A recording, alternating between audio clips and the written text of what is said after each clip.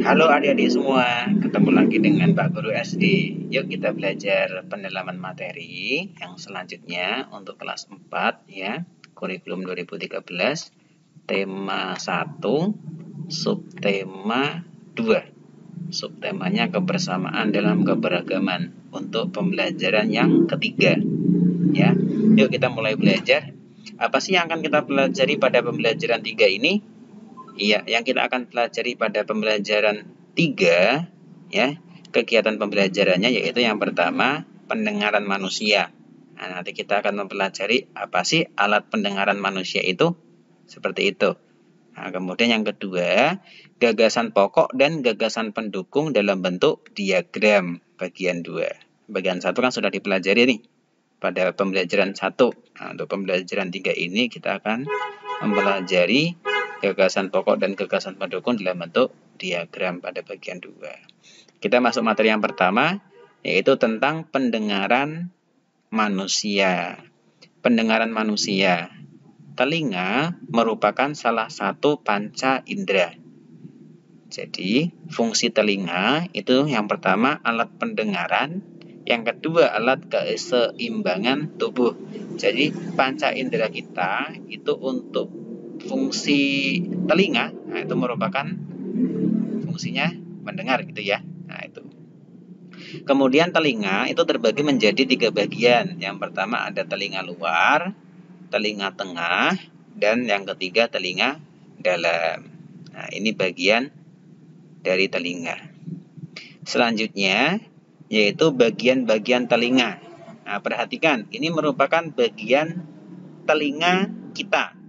Seperti ini kalau kita tarik. Nah, di mana di sini itu yang pertama ada daun telinga.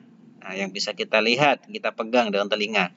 Ini fungsinya apa? Fungsinya daun telinga ini yaitu untuk menangkap getaran bunyi. Ya, untuk menangkap getaran bunyi. Kemudian yang selanjutnya yaitu lubang telinga. Nah, di sini ada lubang. Lubang telinga itu untuk meneruskan bunyi ke telinga tengah. Ya, ini lubang telinga meneruskan bunyi ke telinga tengah. Nah, bagian ini namanya bagian telinga luar ya. Kemudian bagian telinga tengah itu yang pertama ada gendang telinga. Gendang telinga di sini. Ini fungsinya yaitu menerima getaran bunyi dan meneruskan ke tulang-tulang pendengaran. Nah, ini fungsi dari gendang telinga. Kemudian di sini ini ada namanya liang telinga. Ini, liang telinga itu fungsinya apa? Yaitu menghalangi debu dan air yang masuk. Nah, jadi ada penghalangnya, itu liang-liang telinga di sini, ya. Kemudian bagian telinga dalam itu yang pertama ada tulang-tulang pendengaran. Tulang-tulang pendengaran. Nah, itu fungsinya meneruskan getaran bunyi ke koklea. Nah, ini nanti diteruskan ke koklea. Apa itu koklea? Koklea itu menerima dan meneruskan getaran bunyi ke saraf pendengaran. Ya.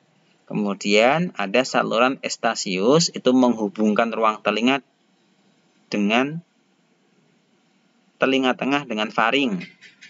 Kemudian ada saluran setengah lingkaran. Nah, ini membantu dalam mempertahankan keseimbangan tubuh. Nah, jadi ini bagian-bagian telinga kita. Telinga luar ini, telinga tengah bagiannya ini gendang telinga, liang telinga. Kemudian telinga dalam itu ada tulang-tulang pendengaran, saluran setengah lingkaran, koklea, saluran estasius. Nah, dipahami ya adik-adik ya. Nah, jadi inilah bagian-bagian telinga milik kita.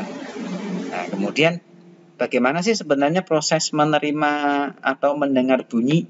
Nah, proses mendengar bunyi itu yang pertama getaran dari sumber bunyi. Ya. Kemudian gelombang bunyi ditangkap oleh daun telinga.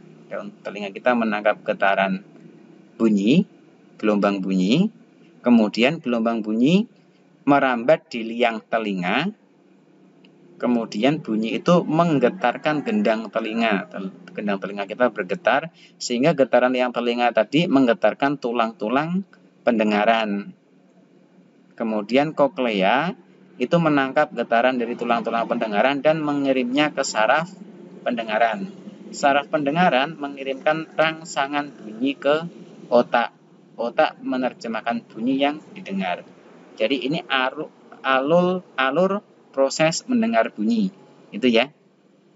Jadi prosesnya ternyata seperti ini kita ketika mendengar bunyi yang dihasilkan oleh sumber bunyi. Itu. Nah, kemudian selanjutnya tentang kepekaan telinga sebagai indera pendengar. Yang pertama, telinga manusia itu dapat mendengar bunyi dengan frekuensi 20 sampai 20.000 Hz. Ini yang bisa didengar oleh telinga manusia. Kurang dari 20, manusia tidak bisa mendengar. Atau lebih dari 20 Hz, itu manusia tidak bisa mendengar.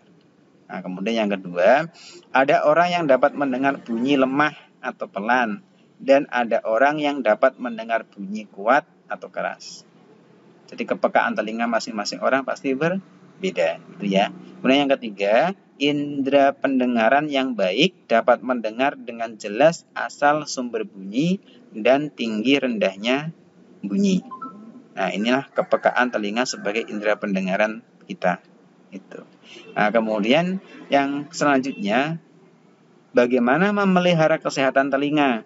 Nah, cara memeliharanya, telinga perlu dirawat kebersihannya agar tetap sehat ya, adik-adik. Nah, bagaimana cara merawatnya? Cara merawatnya yang pertama, bersihkan telinga bagian luar secara teratur menggunakan kapas yang bersih. Ya, jadi bersihkan bagian luarnya. Nah, seperti tadi daun telinga sama di lubang. Nah, itu dibersihkan secara teratur dan menggunakan kapas yang bersih. Kemudian yang kedua, jangan mengorek-ngorek telinga karena dapat mendorong kotoran lebih dalam dan kotoran akan semakin menumpuk. Kotoran yang menumpuk dapat mengganggu pendengaran, mengakibatkan robeknya selaput gendang telinga. Jika kotoran telinga banyak, pergilah ke dokter THT, yaitu dokter telinga, hidung, dan tenggorokan untuk dibersihkan. Lebih amannya seperti itu ya, untuk membersihkan kotoran yang ada di telinga kita. Kemudian yang ketiga, jika ada suara memekakan telinga atau suara yang keras sekali, ya, segera tutup kedua lubang telinga agar gendang telinga tidak rusak. Inilah cara merawat telinga. Itu. Nah, itu untuk materi tentang IPA muatannya ya. Kemudian kita masuk materi yang selanjutnya, yaitu tentang gagasan pokok dan gagasan pendukung dalam bentuk diagram. Nah, ini melanjutkan sebenarnya pada pertemuan yang pertama, kita sudah belajar bersama, sudah menentukan juga mana gagasan pokok, mana gagasan pendukung, dan sudah membuat diagramnya saja. Ya, sudah. Nah, di sini hanya menguatkan. Yang pertama itu suatu teks terdiri atas beberapa paragraf. Biasanya teks bacaan itu kan banyak paragraf, ya kan? Setiap paragraf itu memiliki gagasan pokok dan gagasan pendukung. Jadi paragraf 1 itu di situ ada gagasan pokoknya, ada gagasan pendukungnya. Paragraf 2 juga sama. Ada gagasan pokok, ada gagasan pendukungnya.